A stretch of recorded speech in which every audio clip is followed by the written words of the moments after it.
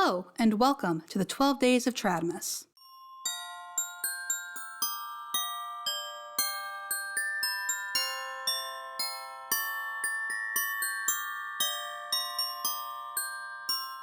If you're new around here, my name is Kit, and Tradmus is a series I do in December where I talk about the harmful beliefs and ideas promoted by certain influencers, content creators, and so on. Basically, my normal content, but more of it and with a festive flair. And on the 5th day of Tradmus, we're discussing JustPearlyThings. Before we get into it, I would like to note that I don't know Pearl, and these are my thoughts and opinions on the content she puts out for public consumption. That being said, thank you for clicking on this video, and I would like to give extra thanks to my patrons. JustPearlyThings is a red pill YouTuber with over 1 million subscribers whose main hobby seems to be on women. Her latest shtick is an I Deem challenge on Twitter where she decides if a woman's look is appropriate or not for a wife and mother. But don't worry everyone, it's not an attack on women. Pearl is just trying to start a conversation about what we accept in society because women just never tell each other the truth. Another day, another hashtag I Deem for your favorite conservative influencers. Brett once again passes with flying colors. Light makeup,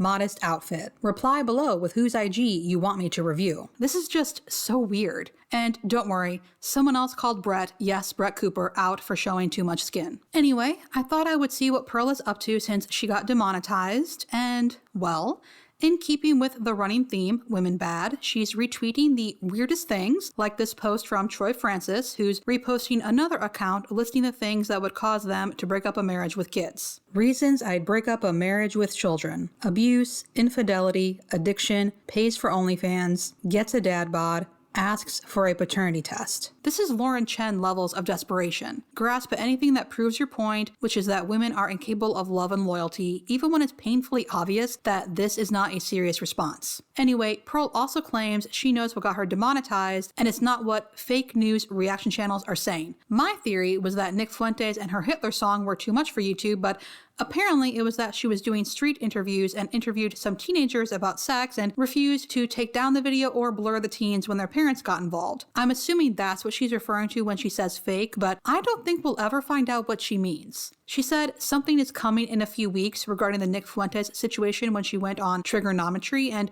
so far as I know, nothing actually happened. I imagine this situation will be the same and it will fade away into obscurity. Though I would like to note that reaction channels aren't news, fake or real, and this was when I realized that Pearl spends too much time online. You would think I'd come to that conclusion from her constant tweeting, but no. It was her referring to reaction channels as fake news that did it. But speaking of obscurity, even with demonetization, Pearl has no intention of fading away. However, she is ending the pregame, which was apparently going to happen anyway. The pregame was a show where I brought over guests 4 times a week to have conversations about relationships. And honestly, guys, I just can't do it anymore. I can't. I cannot argue with OnlyFans models and low IQ women that are looking to get offended. I don't know how Myron does it. I really don't.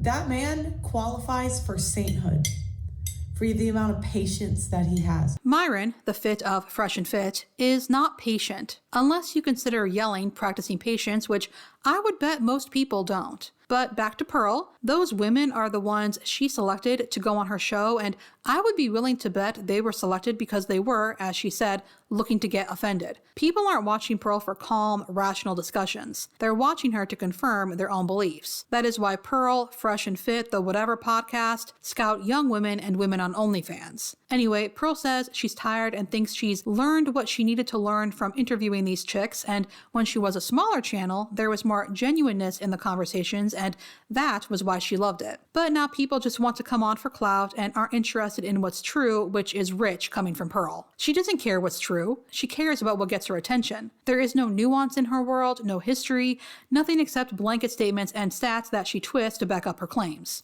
Anyway, she apparently learned this from Piers Morgan, and I take that to mean that she won't be going on his show anymore. Back to how the pregame was going to end anyway. Now that we're demonetized, they're kind of expensive to put on, and also the number one reason I have had kind of thyroid issues, and I think a lot of it is due with the sleep habits that came with doing the shows. Pearl adds that it wasn't really conducive to how she wants to live anyway, but have no fear. She sees Per Daily evolving and she really wants to talk about high society.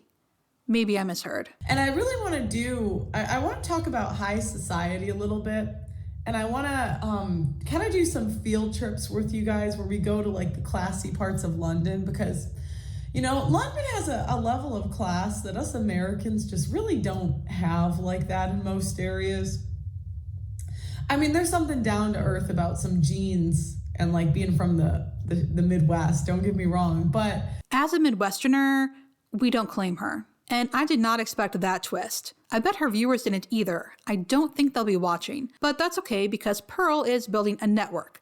The Audacity Network, which reminds me of some live streams she did with some Red Pill wives a while back, which they also called The Audacity. She already has one, I believe Pearl calls them Talent, Christine Grace Smith, who seems to be following exactly in Pearl's footsteps regarding what content she chooses to post. Next is Troy Francis, and Pearl mixes up dating coach and pickup artist, which is kind of funny. Someone named Nazarene is starting a channel soon, and Pearl says they're going to have 4 talents at the network, and the last 20 minutes of Pearl Daily will be behind a paywall, which she hates doing, but demonetized. Speaking of which, she goes off about the fake news reaction channels and says, "The one," well, she saw his reporting and I just about died. Pearl takes herself way too seriously. Pearl wraps up her video telling us to check out her merch, and so, I deem this outfit inappropriate for a wife and mother, entitled whale, beware, women shouldn't be online, well, that's believable as this is from a woman who's very online, women shouldn't vote, men shouldn't marry, odd choice since she wants to get married, types of whales, entitled whale beware included, repeal the 19th, women shouldn't drive, and I would bet that Pearl does, and she's so enamored with her women shouldn't vote shirt that she made it into a Christmas sweater. I just want to note that Pearl has scheduled the Audacity's live streams already, and I see women in the thumbnails. Per Pearl, aren't women not supposed to be online? Why is Pearl encouraging women and giving them a platform for their voice? Anyway, that was the fun part of the video. Let's look at some of Pearl's tweets. For some reason, over the summer, Pearl tweeted and then deleted a post about how 16-year-old chicks are hotter than 26-year-old chicks. And in November, she posted a poll asking if 16-year-olds are responsible if they murder someone. The overwhelming majority said yes.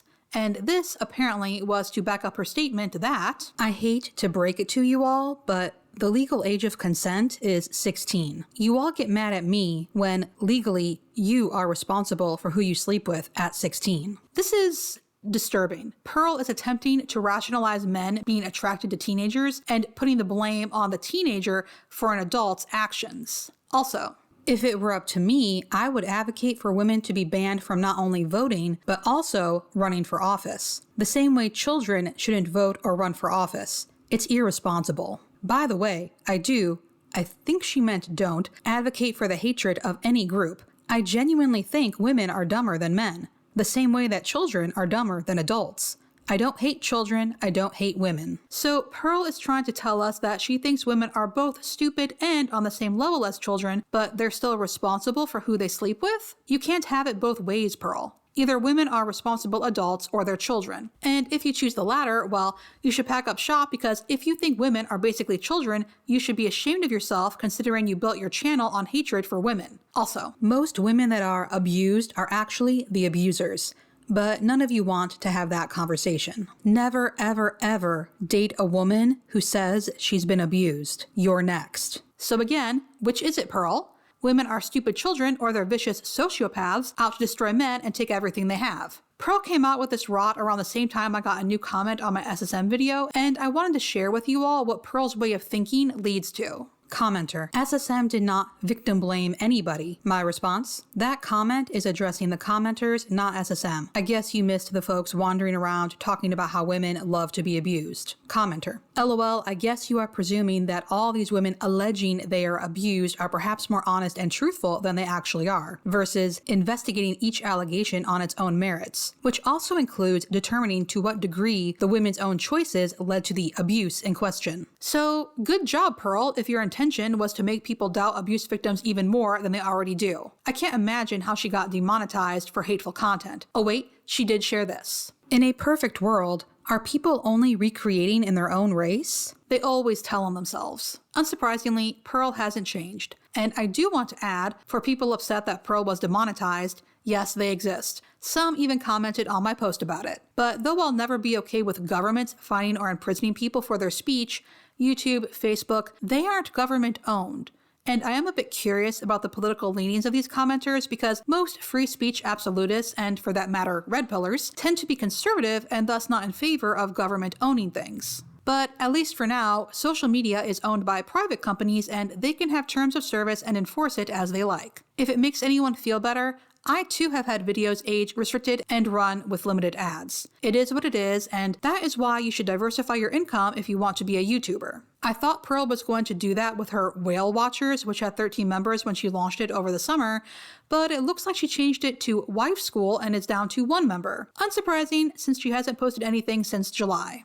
Honestly, I don't think Pearl really wants to take the time and effort to do these things, which is likely why she's recruiting talent for her network instead of sticking to the pregame. But honestly, red pill adds nothing of value to the world. It just propagates misinformation and leads to hatred and disgust. We already have plenty of people and companies doing that, and for that matter, there's a lot of other red pill channels out there as well. Even Pearl is still here. She just isn't getting AdSense anymore. Anyway, that's enough Pearl for now. She's still a terrible person with no thought behind her words, but I don't think her current plans will work out the way she hopes, so there's that. And that's it for this video. Thank you so much for watching, and I'll see you in the next one.